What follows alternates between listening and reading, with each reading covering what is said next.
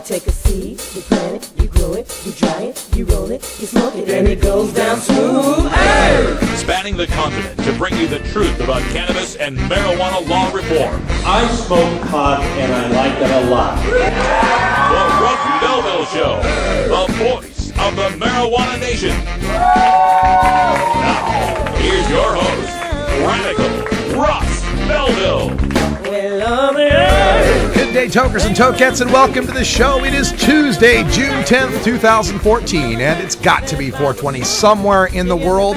I am back all in one piece from the second annual Texas Regional NORML Conference in Dallas, Fort Worth. Actually, it was in Fort Worth, let's be honest about it. Fort Worth, Texas, where a lot of history was made, friendships were formed, alliances were sealed, and my back was inked up. We'll talk about that in hour two, but before we do, let's go to our virtual studio in the beautiful legal state of Colorado, where Priscilla Solis is welcome for us. Priscilla Seibman, how you doing? I'm great, thanks, Russ. How are you? I'm doing fantastic. How was your weekend? Oh, it was nice. Pretty long, nice and productive. Yeah, well, good to hear it. We've got all sorts of news stories to get to right after our first break. Priscilla will bring you those in our 420 radio news, which includes the DEA threatening doctors in Massachusetts, Washington State bribery for getting yourself a DUI. Debbie Wasserman Schultz, the chair of the Democratic National Committee, is under attack in Florida over medical marijuana. A man in Florida attending a concert gets his car busted into by cops. Recreational marijuana in Colorado, the sales figures are out for April, and we've got the latest updates on medical marijuana in New York. So we'll get to you, Priscilla, on the news on those in just a minute, okay?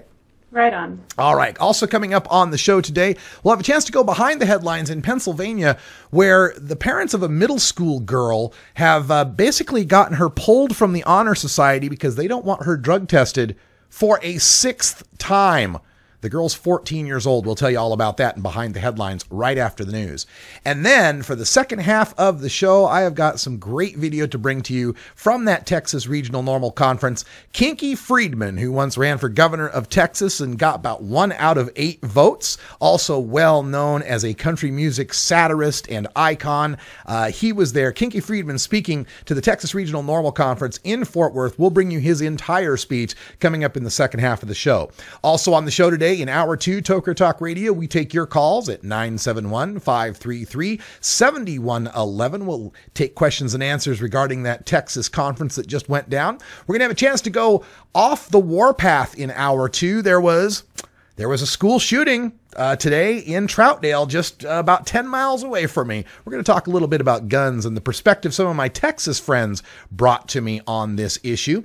Also, sadly, this weekend, we lost one of our finest volunteers, one of the best activists I know, a guy by the name of Rob Denman, and we knew him as Grey Wolf here on our chat boards. He was our chat administrator and volunteered with me for 420 Radio and the Russ Belville Show at numerous events in Denver, Colorado. Sadly, he passed away this Saturday in his sleep in Oregon. He had moved from Colorado to Oregon to get involved with the legalization efforts here and put his activism to work here where it was needed. And unfortunately, his health would not let him continue with that activism. But he will never be forgotten here at 420 Radio. So we're dedicating today's show to Rob Grey Wolf Denman and officially designating our chat room as the Grey Wolf Memorial Chat Room. So I'd like to hear about your thoughts about Grey Wolf and your memories of him when we take your calls in hour two. We got to take a break right now, and when we come back, we will have the 420 Radio News with Priscilla Seibman. You're listening to the Russ Belville Show on 420radio.org. Thank you so much for your support.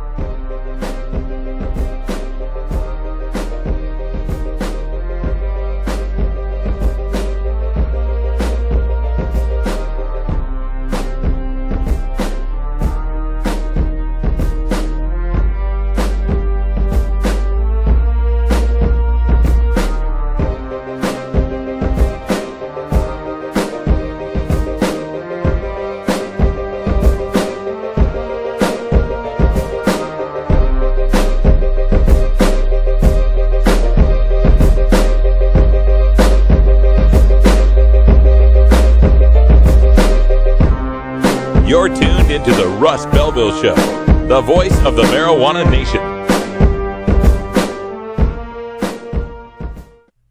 420 Radio, your ticket to the High Times Cannabis Cups. The Marijuana Business Association, or MJBA, are proud sponsors of the Russ Belville Show. It is the mission of the MJBA to establish integrity and legitimacy, create common market standards, provide market intelligence, and develop best ethical business practices for participants in the emerging legal marijuana industry, including commercial hemp, medical marijuana, and recreational marijuana for adults. Learn more about the Marijuana Business Association and visit mjba.net to join today. That's mjba.net.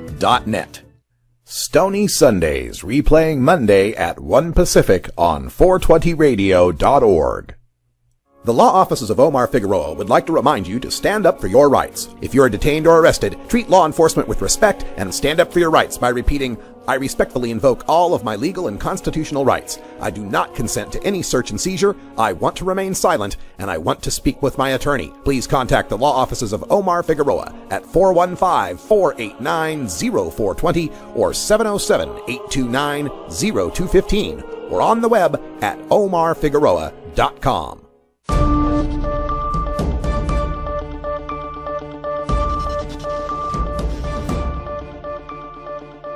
It's time for the 420 Radio News, covering the latest headlines in consumer cannabis, medical marijuana, and industrial hemp. Transcripts of 420 Radio News are available daily on our website at 420radio.org. Now, here's Priscilla Simon. Hi, folks. This is your 420 Radio News for Tuesday, June 10th, 2014. The DEA is threatening doctors in Massachusetts with an ultimatum: resign from dispensary boards or lose prescription privileges. The Boston Globe caught up with physicians from the boards of firms that were granted some of the first 20 state dispensary licenses.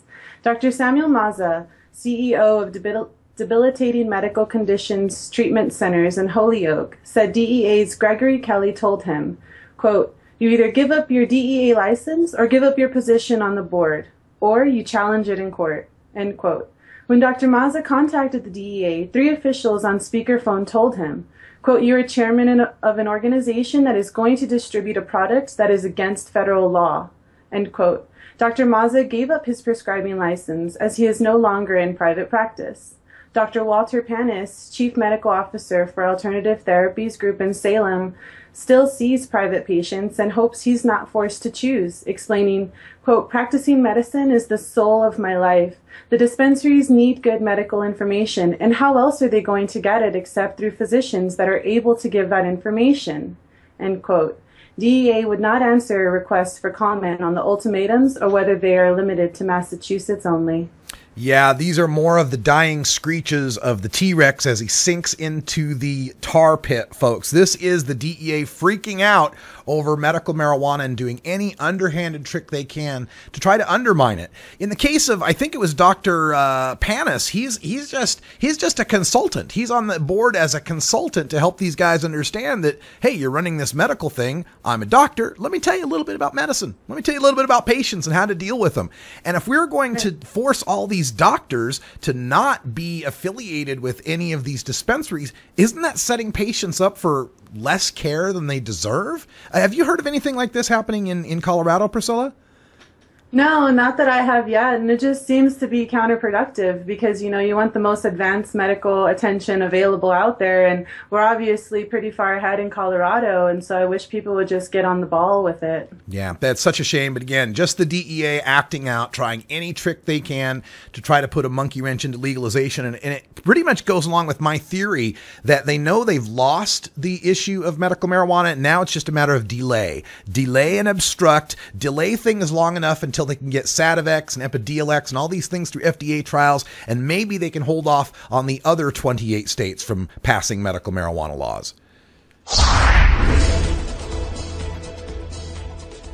So motorists in Washington state are being bribed to submit to alleged, quote, research on impaired driving, then nabbed by cops down the road if their saliva or blood tests positive. Pacific Research Institute and Evaluation, or PIRE, has received funding from the National Highway Traffic Safety Administration to set up roadside samplings of drivers' saliva and blood to determine how many drivers may be on the roads at all times of the day. Volunteers receive $10 for their saliva and $50 for their blood, and if their sample shows evidence of drug or alcohol impairment, Pyre will provide a ride home. But Pyre also pays the overtime for law enforcement officials to monitor their survey and the roads beyond the checkpoint in case an impaired driver decides to reject the free ride home. The same survey was recently conducted in Pennsylvania, which led to a lawsuit that suggested while Pyre employees claimed to be independent researchers, they were actually working under the supervision of the Reading, Pennsylvania Police Department. The lawsuit claims that Pyre forced a man, Richard Neves, to submit to a cheek swab even after he refused on 3 separate occasions. Yeah, I'm a big fan of data. I want data collection, but I don't want data collection that forces people to give up their rights to not be searched and their rights to not incriminate themselves. And that's what Pyre is requiring in these circumstances. Folks, your saliva, your blood is not worth 10 or 50 bucks, especially when there's going to be a cop down the road waiting to see who's been stopped there and who's refused the free ride home. Just reject this. If you're in Washington State and you hear about this, you're driving along and this is required of you, just reject it. And understand that under Washington State law, and Constitution, I should say, DUI checkpoints are unconstitutional in Washington. So they have to get this through your voluntary assent. There is no penalty for you to reject this. There's no penalty for you not to go along with it and take the money. So whatever you do, don't do that. Debbie Wasserman Schultz, the Florida representative and chair of the Democratic National Committee, is taking increasing criticism over her anti-medical marijuana views. Representative Wasserman Schultz was one of only 16 Democrats who voted against the recent House amendment to defund DEA raids in medical marijuana states. She also recently voted against allowing VA doctors to discuss the medical marijuana with veterans seeking relief from pain, injury, and post-traumatic stress. Regarding Florida's pending medical marijuana vote in November, Representative Wasserman Schultz said, quote, "I do not believe we should make it easier for those seeking to abuse the drug to have easy access to it," end quote, putting her in opposition to 88% of the state's voters and 93% of Democrats, according to the most recent Quinnipiac poll. Americans for Safe Access has begun running TV ads in her district explaining that Representative Wasserman Schultz, quote, "thinks it's okay for marijuana patients to go to federal prison," end quote. John Morgan, the millionaire backer of Florida's constitutional amendment to legalize medical cannabis, said, quote, "I will not give a penny or raise a penny for the National Party while she's in leadership, and I have given and helped raise millions," end quote. Yeah, Debbie Wasserman Schultz. Okay, so if you don't know the way the politics breaks down on this, she's chair of the Democratic National Committee, the DNC. DNC is considered kind of that mainstream center of the Democratic Party that's well aligned with Wall Street and bankers and insurance and somewhat the healthcare industry. And I think that's probably where it's coming from here in Wasserman Schultz's case, is the healthcare industry. She's against 93% of the people in her state that support medical marijuana, and this is a big deal, these commercials being run against her. John Morgan, who put the millions of dollars to get question 2 on the ballot in Florida, has raised millions of dollars in the past and actually hosted fundraisers for Debbie Wasserman Schultz and had her in his home to help raise and bundle millions of dollars for the Democratic Party. Democrats, your entire party is suffering because of the intransigence of this chairwoman on medical marijuana, and you better get with the program. One man attending a Juicy J concert in Tampa, Florida, was surprised to find that his customized work truck was broken into and damaged. But far from being the work of criminal vandals and thieves, this was the work of the Tampa police, who left a note explaining that they had broken into and searched his truck, quote, "for marijuana due to the strong odor coming from the passenger side of the vehicle," end quote.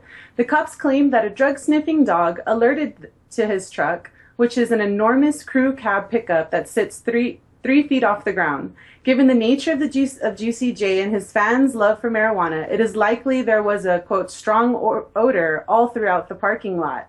Tampa police say, quote, "while the search is legal, it's not typical," end quote. The man who sells the big rig air horns mounted in his truck found, quote, "the horns weren't working, all the electronics were ripped out." end quote. Of course, police found no marijuana whatsoever in the man's truck. Of course, there was no marijuana in the truck. Oh my! And a God. nice little note. Yeah, just a nice note, as if he'd been bumped into in the parking lot. Oh, excuse me, I dented your fender. No, the cops broke into the guy's truck, ransacked through the truck, broke the air horns, ripped out the electronics, and then leave a "oops, sorry" note. And it doesn't look like they're going to repay him for any of the damages involved in here as well, because it was, as they consider, a lawful search. Now, he's got a lawyer, and he's suing these guys, and the lawyer is suing the cops, I should say, and the lawyer says this is not a lawful search because you have to have what's called an exigent circumstance. Exigent circumstance, like an emergency necessary. Like if you see if it's a locked up truck and there's a baby or a dog in there on a hot day, well then yeah, cops can break in there because, if they don't, baby or dog is going to die. What is the exigent circumstance of a marijuana smell? What possible thing could the marijuana that they allege to have been in the truck, what could it have done if they had just waited there and waited for the guy to come back and then search the truck? There was no emergency there. The marijuana wasn't going to magically disappear from the truck or evaporate or teleport away. This is just, once again, more overreach by police who just think the smell of pot is their exception to the 4th and 5th Amendment, and they do whatever the hell they want. Wrong. Recreational marijuana sales in Colorado brought in the most monthly tax revenue yet in April. According to the data released Monday, the state reaped $3.5 million in sales and excise taxes and sold $22 million worth of recreational marijuana products in the month. That included the popular 420 marijuana holiday that brought in thousands of tourists. Medical marijuana tallied another $31 million in product sales in April. For the first third of 2014, this makes $11 million in tax revenue brought in from the recreational marijuana alone, with another $7 million from the lower tax medical marijuana. Bank. Yeah, sounds like you guys are making some bank there in Colorado. So, all right, let me do some calculations on this. First third of 2014, $11 million in tax from recreational, $7 million from medical. That's $18 million in taxes. So, by the Sabbath conjecture, that means you must have suffered $180 million in marijuana-related costs. The state must be on fire. The roads are just packed with marijuana wrecks, overdoses in the hospitals. Have you seen the $180 million in damage, Silly? I mean, I'm lucky that we have our Wi-Fi tower still, so that way I can talk to you. I mean, it is crazy out here. Yeah. It's crazy. It's a pot zombies in search of strains. Strains! Of course, we're being facetious. We haven't seen that sort of damage in Denver. It's still a beautiful place to live in. In fact, the Republican National Convention might be held there in 2016. I wonder if we can give them a little something to talk about. I think so. And finally, Assemblyman Al Graf succeeded in getting a ban on, quote, confections, carbonated beverages, and products that are all marketed to children in New York's proposed medical marijuana law. Graf voted no on medical marijuana on May 27th, but hasn't indicated how he'll vote if the amended bill makes it back to the Assembly floor. The Assembly adjourns on June 19th, and Senate sponsor Dianne Savino said she is, quote, very confident, end quote, medical marijuana will reach a vote before then. Governor Andrew Cuomo, who once virulently opposed any medical marijuana law, has now said he'd back a program that has controls and that, quote, makes sense. Good for him. Controls that make sense. Yeah. What makes sense to the governor is any medical marijuana program that can't possibly work well for patients. That's what would make sense to the governor. Dianne Savino out in the Senate here has stripped provisions that allow people to use medical marijuana for glaucoma because the ophthalmologist said it's not the best medicine anymore. Well, it doesn't matter if it's the best medicine. It's the cheapest for a lot of people. They've also, and it works for some people. Yeah, and it works for some, And it's stripped out, made it much, much harder for people with any sort of chronic pain. Made it, I believe in the Senate version, they've got one of these Minnesota provisions where you're not going to be able to access raw plant. You'll just have tinctures, sprays, and oils because we wouldn't want people using the 15% THC bud. Let's give them the 80% oil.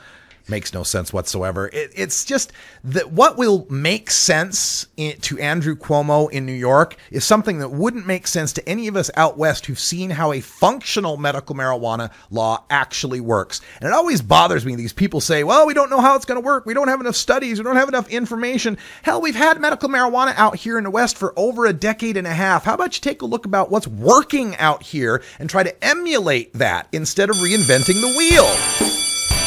Oh my goodness, it's the bell. Big Daddy Fink hates that bell, and I haven't had enough time yet to record some new ones. But stay tuned, Big Daddy. We'll have some new ones. Silly Simon's on the vapor pen already. She can't wait for 420. It's 420 right there in Denver. We got an hour to go. Stay with us. We'll be right back.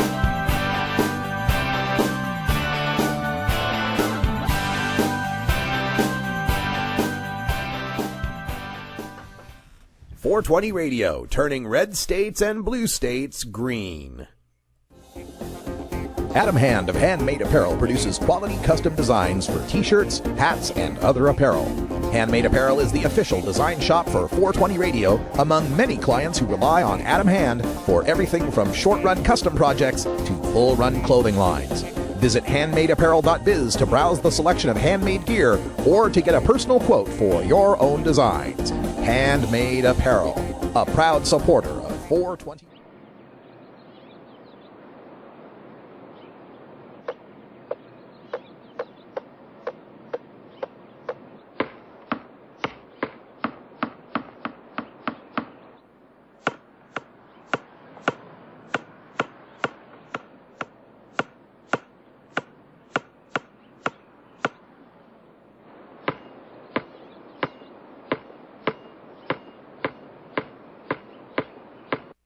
Growing plants indoors can be a rewarding hobby, but electricity bills can go through the roof. Then you have to cool down all those big hot lights. It can drive a grower insane. With Lush LED lighting, you can solve many of these issues and double your rewards. Matt and his scientists have developed the perfect light for flowering plants with far less cost and heat. And the results? Very effective. Check out LushLEDlighting.com right now and tell them Radical Russ sent you.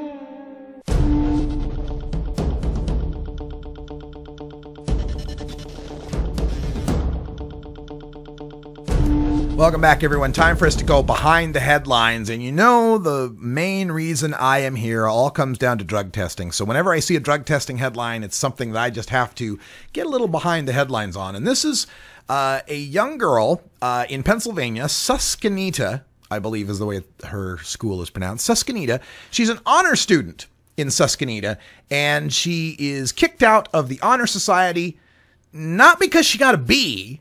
She's a straight A student, not because she got a B, but because her parents won't let her take a P test. In fact, this young girl, she's 14 years old now. She's in the 8th grade, and she's already been drug tested 5 times in her school career. Starting first with 5th grade, she had to take a drug test. And then she had to take another drug test in 6th grade.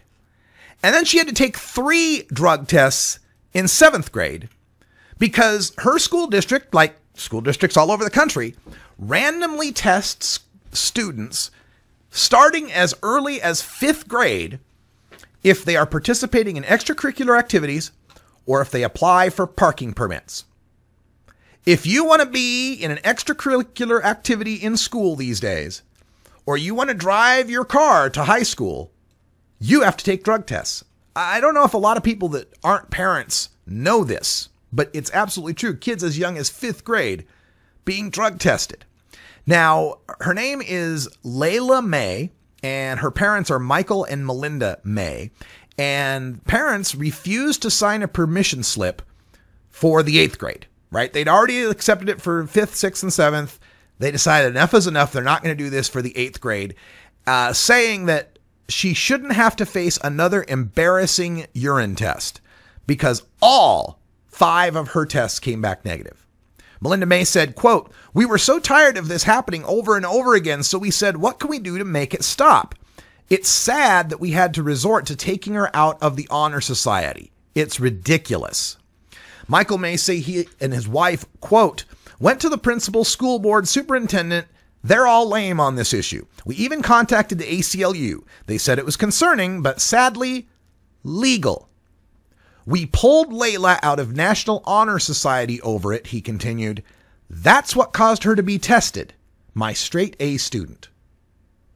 Now, she, of course, is not the only student who's being drug tested, nor the only parents that are upset about it. Kristen Cassell's 10-year-old daughter, Natalie, who just completed 5th grade, was tested 3 times last school year. 3 drug tests for a 5th grader, people. Now, the superintendent of Susquehanna, Kent Smith, said during a recent interview that he believes the drug testing policy that they started in 2002 deters students from using drugs and that he isn't interested in recommending a change. The Mays, on the other hand, say the testing does more harm than good, deterring students from participating in healthy educational activities. And this is the part I've always brought up.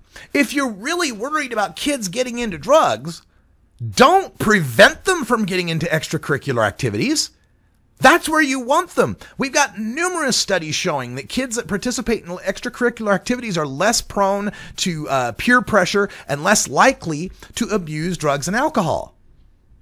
So we have a policy that incentivizes exactly the opposite of that. And not only that, incentivizes the use of more dangerous substances, like some of the drugs that will flush from a person's system faster than marijuana will, like alcohol, which will flush from a person's system faster than marijuana will, and of course, this deadly, sometimes deadly K2 spice synthetic marijuana that's often not tested for. The whole reason it even exists is because people are trying to get away with beating a drug test. They like the effect of marijuana, but they don't want to get busted for the drug test. Now, this is not to say that Layla May was interested in marijuana whatsoever. Obviously, by all accounts from her parents, she was not interested in any drug. She's a straight A student. But these policies that we put into effect that require drug testing violate our 4th and 5th Amendment. They assume that a child is guilty of being a drug user until proven innocent. Now, the recent court cases have shown that these school districts have to show a need. They have to show that there's actually some potential for drug abuse going on in their school. And one of the most recent schools that has done this, South Middleton, spent $50,000 a year. $50,000 a year in Pennsylvania, South Middleton School District, to drug test their students, according to the assistant superintendent. And guess how many positives they got over 5 years? 3. 3 positives. $50,000 a year, $250,000 spent over 5 years to find 3 positive drug tests and no positive drug tests whatsoever in the prior year. So how does this tell us that there's some sort of exigent need here for drug testing? The court has said that there has to be evidence there's a drug use problem. If you're only catching 3 people in 5 years, it kind of suggests to me you don't have a drug use problem at that school. Of course, the way drug testing works is the way that the drug war works. If they catch a lot of people using drugs, they'll say, see, we need drug testing to catch these people. And if they don't catch a lot of people, they'll say, see, we need to keep drug testing to keep deterring these people. Layla May's drug test cost anywhere from $21.25 to $45 per test. That one school district is spending $50,000 a year on drug testing, and yet they want to tell us that for our kids in public schools, the teachers have to buy the school supplies, and the school districts can't afford to fix the buildings, and they can't afford to buy new textbooks. But gosh, there always seems to be plenty of money to seize the kids' piss. We got to take a break, and when we come back, we're going to get kinky. That is Kinky Friedman. Stay tuned.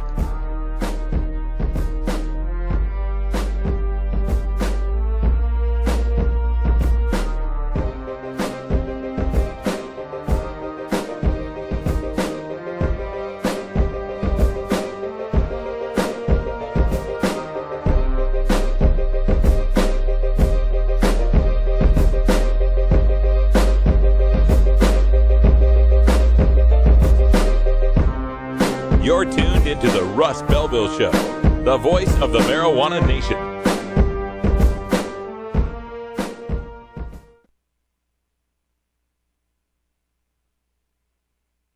Cannabis Outreach Collective is an alternative health and wellness option located in Gladstone, Oregon, that serves patients in the Portland area and beyond. You can find out more about Cannabis Outreach Collective on Facebook at COC503 or by emailing cannabisoutreachcollective503@gmail.com or by telephone at 503-853-1319. Jorge Cervantes TV, replaying Thursdays at 1 Pacific on 420radio.org. Wood Pipe Smoke Shop and Speakeasy is your source for cannabis community gear in southern Wisconsin. Owners Brian and Tammy Wood are located in Kendall, just outside of Madison, and they've got everything for the smoking enthusiast. They're open noon to 8 p.m. Monday through Saturday and can help you with your detoxification therapies as well. Call 608-466-7473 or email woodpipes@yahoo.com for more information.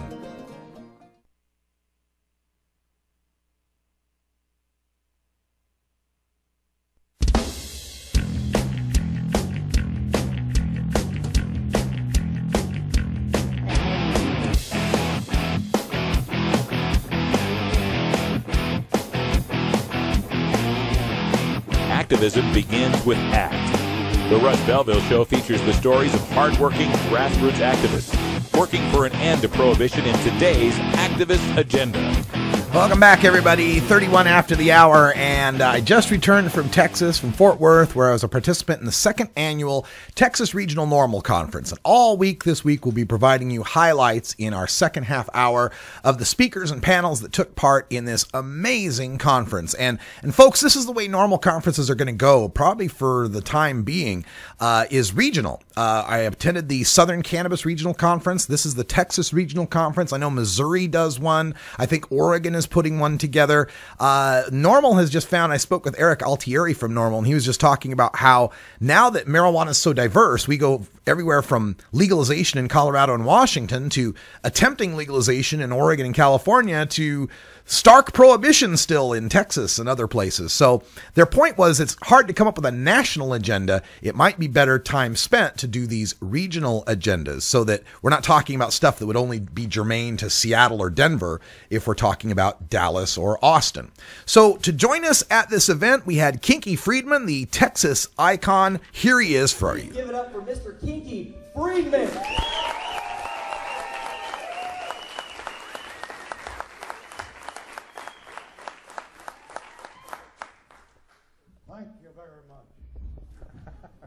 Thank you, folks. You know, if you fail at something long enough, you become a legend. And that's pretty much what's happened to me.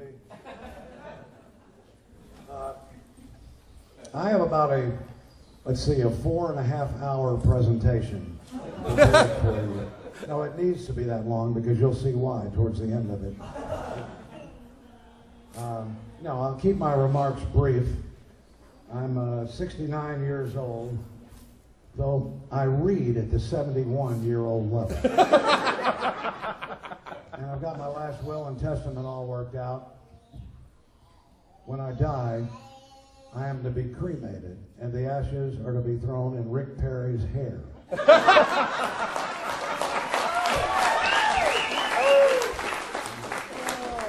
Now, speaking of Rick, I was showing some friends of mine around Austin recently, and one of them said, "Hey, that's a beautiful statue of Rick Perry you all put up there."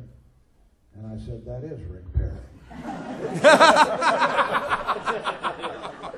By the way, the statue of Willie it's not a bad statue, but they paid a thin sock wearing Yankee a lot of money to do that statue, and it looks exactly like Sean Connery. Take a look at it when you're passing that at downtown Austin. Speaking of Willie gave me some great advice before I got into politics, and it served me so well in politics as in life. And what Willie said was, if you're going to have sex with an animal, always make it a horse.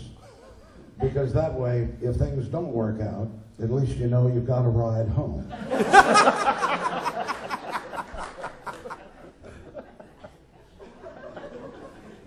we're just completing a tour of Europe.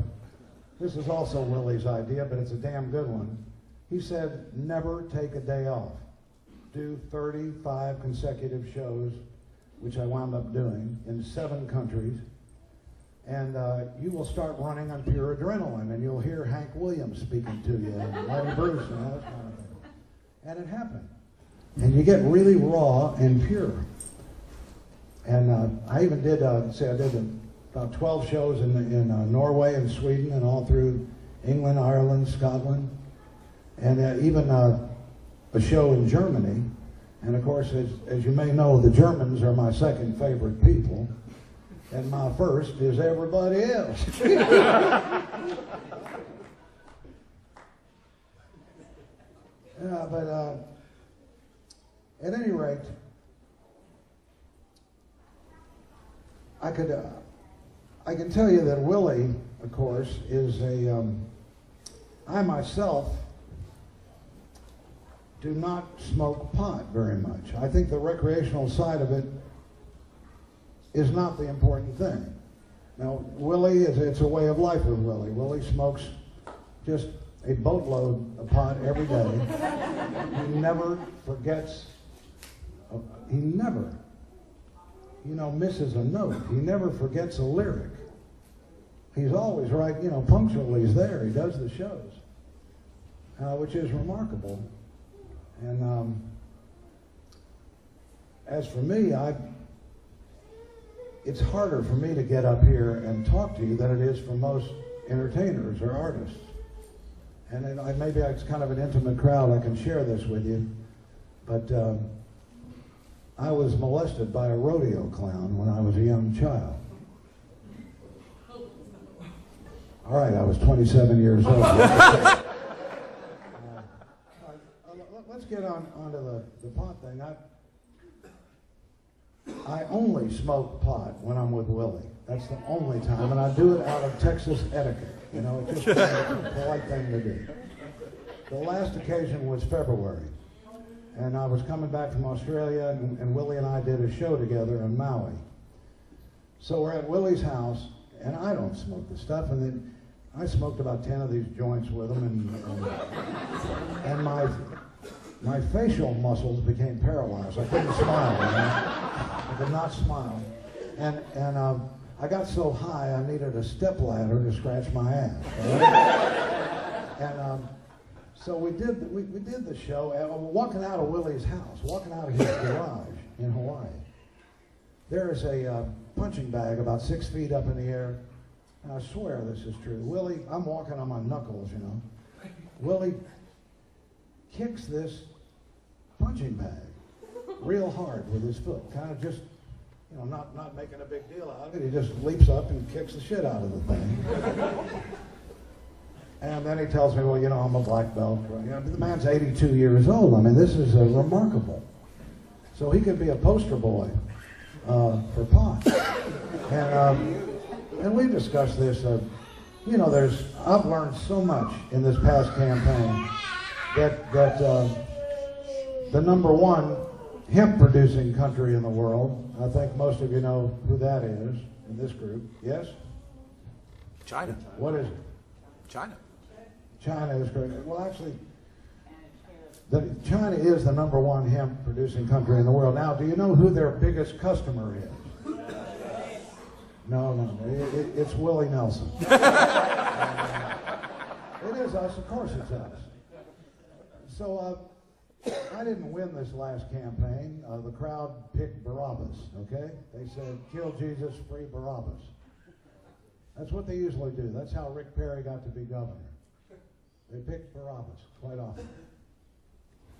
And so the people have spoken, the bastards. And 1% of the people voted in this last runoff, and we lost by a couple points. I'm absolutely convinced that people are creatures of narrow habit, and people that don't vote in the Democratic primary, like me, I don't vote in primaries usually, and runoffs and crap like that. Those people are not going to do that. You're not going to get libertarians and independents to cross, but you would have got them in November. That would have been a real referendum. I'm just so impressed with Colorado, which is a little bitty pissant state. Whatever they make, every week they turn around and say, hell, here's another 116 million we didn't realize we were going to get. Folks, multiply it by 700. You got an idea what Texas might get. Right now, 76% of straight doctors, I don't know if they're gay or if they're not, most gay. 76% want to prescribe pot. The reason is very simple. Again, I'm not a pot smoker, really. I mean, so I'm saying that Texas is 49th in education. I'm the only candidate, or I was the only candidate, who even mentioned pot or hemp. Because that's how we pay for it. That's how you fund it. Wendy Davis, barely mentioned it. Greg Abbott, of course, we know where he stands on it. Now, in 2006, when I ran for governor as an independent, I was the only candidate that we know of in America who endorsed gay marriage in 2006. That was when Hillary and Obama were against it. Today, what, 8 years later, is it? Everybody. Ted Cruz is for it, for Christ's sake. The whole world is for it. And I am on record in 2006 as saying they have every right to be just as miserable as the rest of us.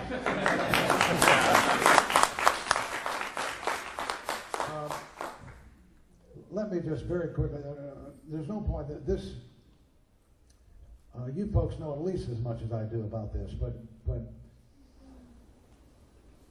medicinal marijuana, the fact that we have arguably the finest cancer hospital in the world, MD Anderson, with no medicinal marijuana program is absolutely shameful. And Colorado is showing us the proof.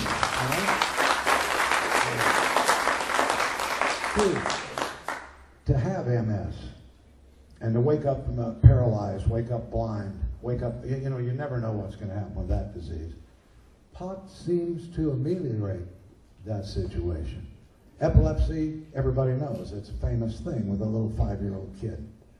But to cut seizures, life-threatening seizures on a 2-year-old or a 5-year-old with one little drop of liquid pot, cut it from 100 a day to 1. We should be all over this. We're not. Colorado is and Israel is. America is not. In Israel today, they're giving pot to autistic children. They're giving it to Alzheimer's people. I don't mean a few of them. I mean in big clinics and kibbutzes and what do you call those places where people live? Retirement centers, you know. And major hospitals all over Israel are giving it to patients because it makes you feel human after chemo. Chemo kills more, everybody knows this shit, why am I telling you this? Chemo kills more people than the disease. According to Lance Armstrong, who everybody hates, you know, a couple of years ago everybody loved Lance. Lance had a good point. He said the biggest enemy we'll ever face is cancer. 1 in 3 of us is going to have it affect our life very strongly. And you die because you can't sleep for 6 months, you can't eat. You're dizzy and nauseous the whole time, your immune systems go down, and you die. And that is mostly chemo. And pot can treat all that. I'm not, you know, again, I'm not a long-haired hippie telling you, hey, try some pot, it'll fix whatever's wrong with you. Like some alcoholic will say, have a drink, you'll be fine. That's not the case. The case is that the stuff seems to cure these diseases, and Parkinson's is another one. It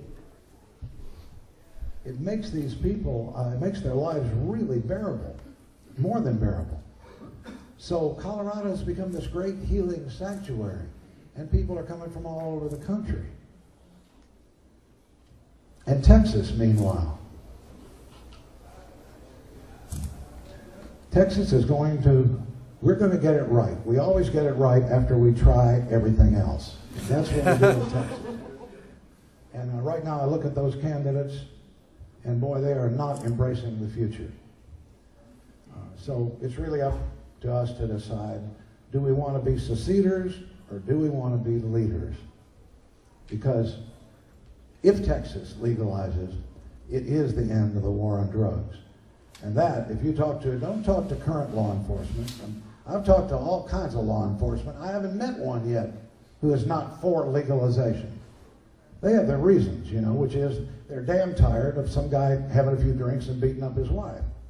And they've got to deal with it. And they've never had a case of a guy smoking a few joints and beating up his wife. Because the guy forgets to beat up his wife.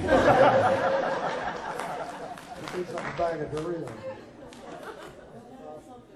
What I thought is we will keep this brief because yesterday was D-Day.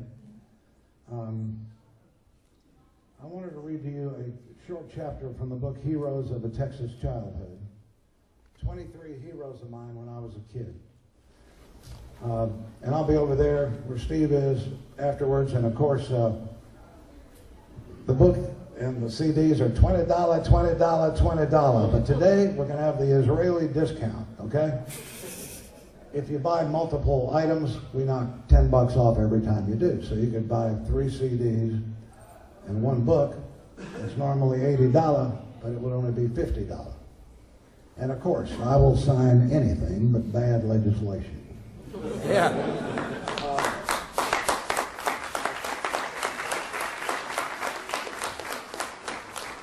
So in honor of D-Day, let me just say that young people today, I don't know how many people in this room know who Audie Murphy is. Most of you do. Most decorated soldier in World War II.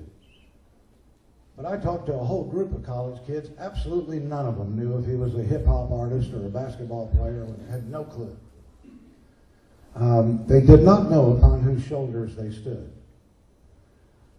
So I would just say that your heroes are very important. Sir, if I wanted to interview you and find out who you really were, you know, the fastest way is to ask you who your heroes were. And if you told me Donald Trump, Bill Gates, and Justin Bieber, I would know what I need to know, you know? And I'm not suggesting that they are, yes. But, so here are 23 of mine, and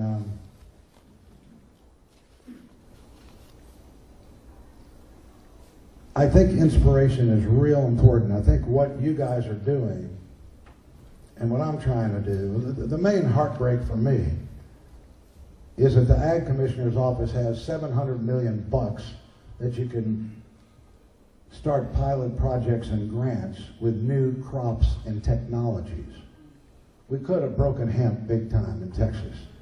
And then when Greg Abbott comes legally to try to shut it down, you have your phalanx of lawyers, your Dick DeGuerins and all the great lawyers of Texas ready. And we get it out of the legislature, because we shouldn't look to the legislators. Those guys are midgets. Don't look to them for leadership or advice. There's a few good ones that have been banging their head against the wall for decades to try to get pot through or hemp through, with no luck. So we get it into the courts, and it will jumpstart it. It will move fast. How we're going to do that now, we will see. But certainly I'm glad to be done with politics. My definition still holds of politics. Poly means more than one, and ticks are blood-sucking parasites.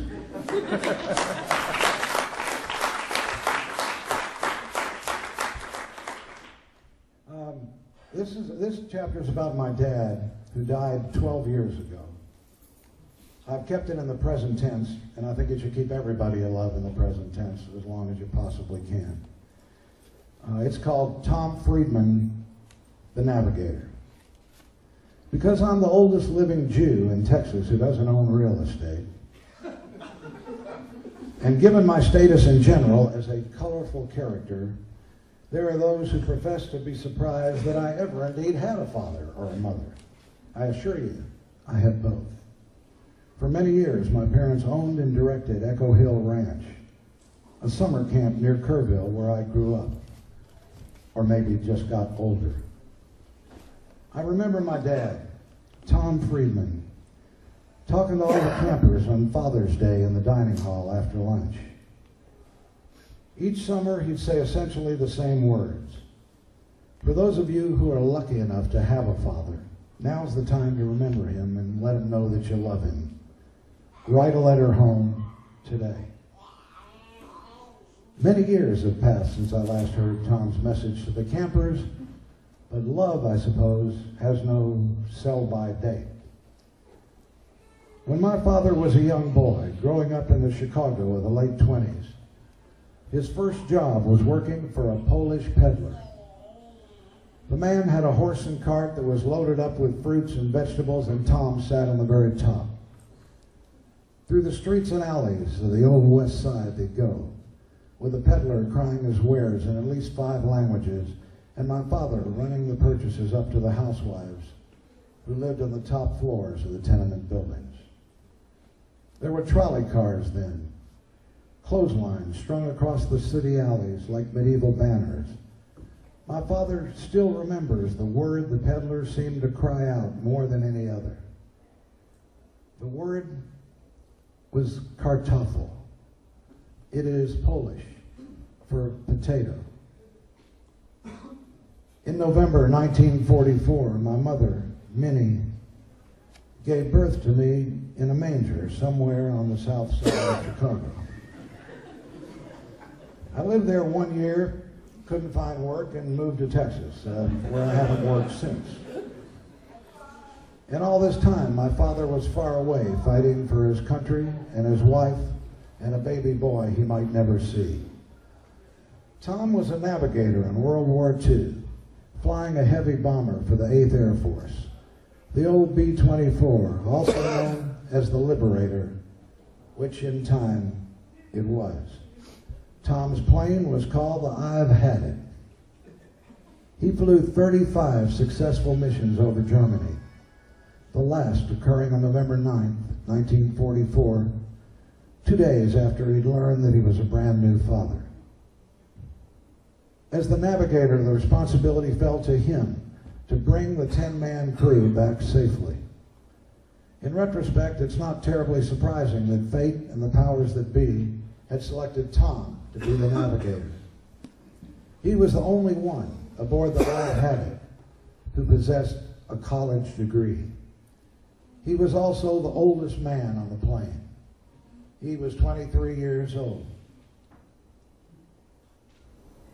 After each successful mission, it was the custom to paint a small bomb on the side of the plane. In the rare instance of shooting down an enemy plane, a swastika was painted. When one incoming crew, however, accidentally hit a British runway maintenance worker, a small teacup was painted on the side of the plane, practically engendering an international incident. Tom was a hero in what he still refers to as the last good war. For his efforts, he received the Distinguished Flying Cross and the Air Medal with 3 oak leaf clusters and the heartfelt gratitude of the crew. Yet the commanding officer's first words to Tom and his young compatriots had not been wrong. The CO told them, look at the man on their left and look at the man on their right. When you return, he'd said, they will not be here. This dire prophecy proved to be correct. The mighty 8th suffered a grievous attrition rate during the height of the war. Like most true war heroes, Tom rarely talks about the war. My sister, Marcy, once saw Tom sitting alone in a darkened room and asked, is everything all right, Father? To this, Tom replied, the last time everything was all right was August 14th, 1945. That was the day Japan surrendered. On a recent trip to O'Hare Airport in Chicago, I commandeered a limo and drove through the area where Tom had grown up. There were slums and suburbs and Starbucks, but the trolley cars and the clotheslines and the peddler with his horse and cart were gone. Kartoffel, I said to the limo driver, but he just looked straight ahead. Either he wasn't Polish or he didn't want any potatoes. Today, Tom lives in Austin with his new wife, Edith Kruger, and his 2 dogs, Sam and Perky. He has 3 children and 3 grandchildren. He eats lunch at the Frisco, still plays tennis with his old pals. He did not, as he contends, teach me everything I know. Only almost everything. He taught me tennis. He taught me chess. He taught me how to belch. He taught me to always stand up for the underdog. He taught me the importance of treating children like adults and adults like children.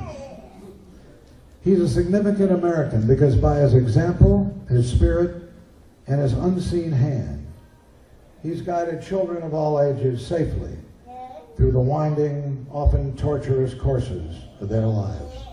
One of them was me. Tom's war is long over.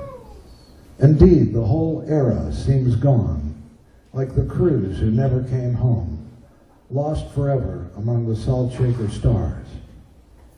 And yet, when the future may look its darkest, there sometimes occurs an oddly comforting moment when, with awkward grace, the shadow of a silver plane flies inexplicably close to my heart. One more mission for the Navigator. I thank you kindly.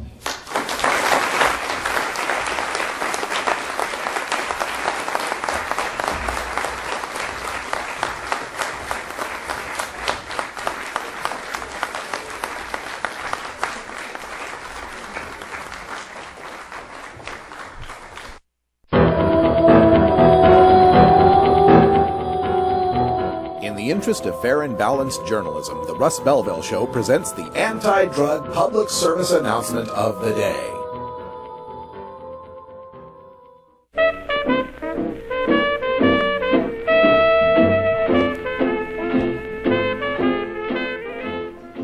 McGruff here with Regina to sing Users Are Losers. You know it's okay to say no. I'm telling you it's true. Learning when to say no. Say no. That's what you need to do. Learning how to say no. Say no. Can make a winner of you. 'Cause users are losers and losers are users. So don't use drugs. Don't use drugs. Winners don't use and users don't win. So don't use drugs. Don't use drugs. If you know a user even part of the time, tell them to quit. Take a bite out of crime. Users are losers and losers are users. So don't use drugs. And help me take a bite out of crime. America.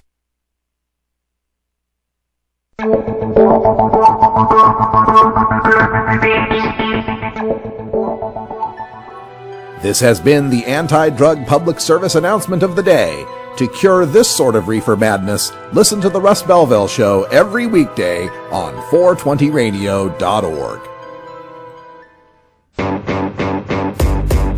The only time I switch is tempos on instrumental. Welcome back, everybody. That's about all the time we got here for hour one of the Russ Belville Show.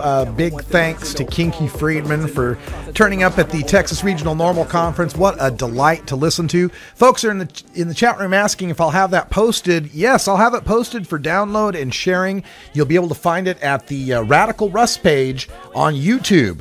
YouTube.com/RadicalRuss. All my Texas videos will be going up there eventually, but I'm going to show them on 420 Radio first, so you won't catch them until after they've been presented here. Kinky's video should be up later tonight. Thanks for joining us. Stay tuned for hour two, Toker Talk Radio. I'm going to show my presentation of marijuana civil rights, the opening speech from the Texas Regional NORML Conference. We're also going to go off the warpath and talk a little bit about the school shooting that happened today, just less than 10 miles away from me here in Oregon, and a look at my new tattoo. Yes, I got tattooed in Fort Worth, Texas. For everyone here, for Priscilla Seib, I'm Radical Russ. Until next time, take care of each other, Tokers. This is the Russ Belville Show.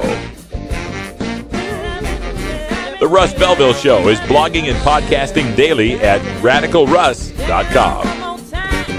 You take a seed, you plant it, you grow it, you dry it, you roll it, you smoke it. You take a seed, you plant it, you grow it, you dry it, you roll it, you smoke it. You take a seed, you plant it, you grow it, you dry it, you roll it, you smoke it, and it goes down.